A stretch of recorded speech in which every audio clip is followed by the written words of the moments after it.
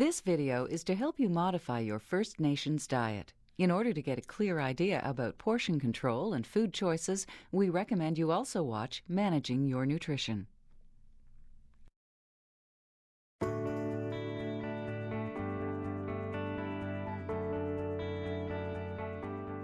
The modern First Nations diet tends to rely heavily on processed food that can be high in fat and sodium.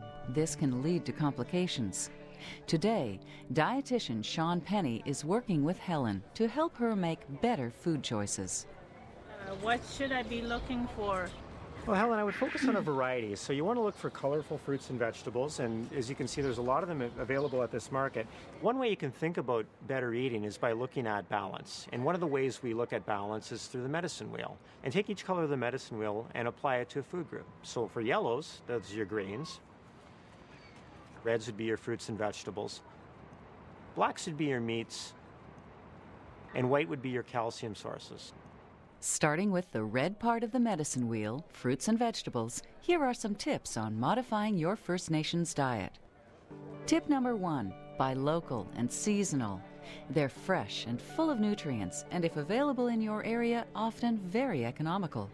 So if you want a specific example of something that's locally in season right now, let's take a look at this asparagus. As you can see, it's Ontario asparagus. It's nice and fresh. You can do a lot of different things with it. When you can't buy fresh, try canned or frozen fruits and vegetables. They're available year-round, and they're just as nutritious. Next, the black part of the medicine wheel, meat and meat alternatives. Tip number 2, buy leaner cuts. I would look at choosing things like chicken and fish more often. Beef and pork are still good, but there are leaner cuts that you can use. If you look at the beef brisket, for example, it's $3.19 a pound, and you can see that's a nice lean cut of meat. There's very little fat on it, and it's very inexpensive. Whereas if you go to the ribeye steaks, for example, you can see all that marbling in there, which is a lot of fat, which means a lot of extra calories for you. Now, when you are picking leaner cuts of meat, you may have to cook them a little bit differently, but it's getting back to what the traditional ways of cooking are. So looking at things like barbecuing, braising, slow cooking as opposed to adding oil and frying the meat. And then if you have leftovers, you can put that on a sandwich as opposed to buying some of the lunch meats that have a lot of sodium in them. The white part of the medicine wheel represents milk and alternatives. Shawn recommends an interesting modification for First Nations clients. Number 3, make some soup. Beyond dairy, soup can provide you with an alternative source of calcium. In order to prevent osteoporosis, you need good calcium sources. Using bones and things like soups and stews would give us calcium. For example, if we buy a turkey, we can use the turkey bones to make a soup a couple of days later. It's also a great option for many of those who are lactose intolerant. The yellow part of the medicine wheel is grains, like rice and wheat.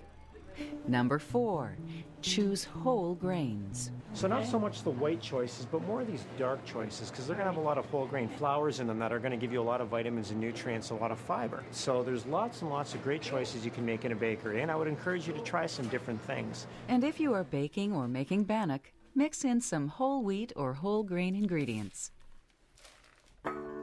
So if we were to go back to eating foods in a more traditional way, either by the foods we choose to eat or how we cook them, then we'd be a lot better off. Taking control of what you eat and knowing what's in your food is an important part in helping manage your diabetes. But don't forget to ask for help. There's a lot of support materials out there that have been provided by either your band or by the government to help deal with having diabetes and living with it on a day-to-day basis.